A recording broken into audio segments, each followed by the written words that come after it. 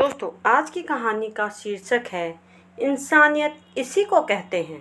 एक डॉक्टर को जैसे ही एक अर्जेंट सर्जरी के बारे में फ़ोन करके बताया गया, वह जितना जल्दी आ सकते थे आ गए।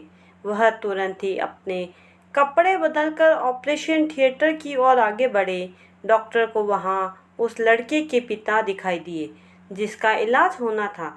पिता डॉक्टर को देखते ही भड़क उठे और चिल्लाने लगे, आखिर इतनी देर तक कहाँ थे आप? क्या आपको पता नहीं है कि मेरे बच्चे की ज़िंदगी खतरे में है? क्या आपकी कोई जिम्मेदारी नहीं बनती? आपका कोई कर्तव्य है या नहीं? डॉक्टर ने हल्की सी मुस्कान के साथ कहा, मुझे माफ़ कीजिए, मैं हॉस्पिटल में नहीं था। मुझे जैसे ही पता लगा, मैं जितना जल्दी हो सके आ गया। अब आप शांत हो जाइए, गुस्से से कुछ नहीं होगा। यह सुनकर पिता का गुस्सा चढ़ गया। भले अपने बेटे की इस नाजुक हालत में वह शांत कैसे रह सकते हैं। उन्होंने कहा, ऐसे समय में दूसरों को संयम रखने का कहना बहुत आसान है। आपको क्या पता कि मेरे मन में क्या चल रहा है। अगर आपका बेटा इस तरह मर रहा होता तो क्या आप इतनी देर करते? अगर आपका बेटा भी मर जाए तो क्या आप शांत रहते? कहिए। डॉक्टर ने स्थिति को भांपा और कहा, किसी की मौत और ज़िंदगी ईश्वर के हाथ में है। हम केवल उसे बचाने का प्रयास कर सकते हैं।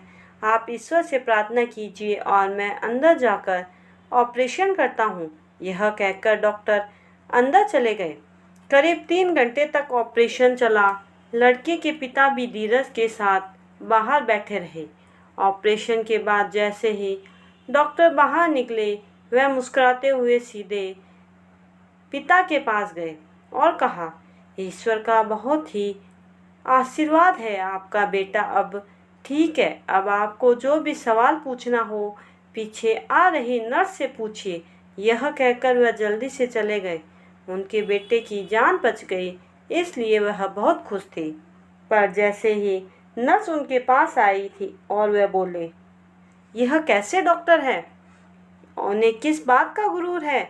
इनके पास हमारे लिए जरा भी समय नहीं है।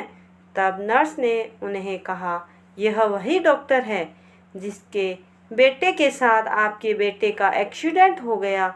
उस दुर्घटना में उनके बेटे की मृत्यु हो गई और जब हमने उन्हें फ़ोन किया तो वह उसके क्रियाक्रम कर रहे थे और सब कुछ जानते हुए भी वह यहाँ आ गए और आपके बेटे का इलाज किया।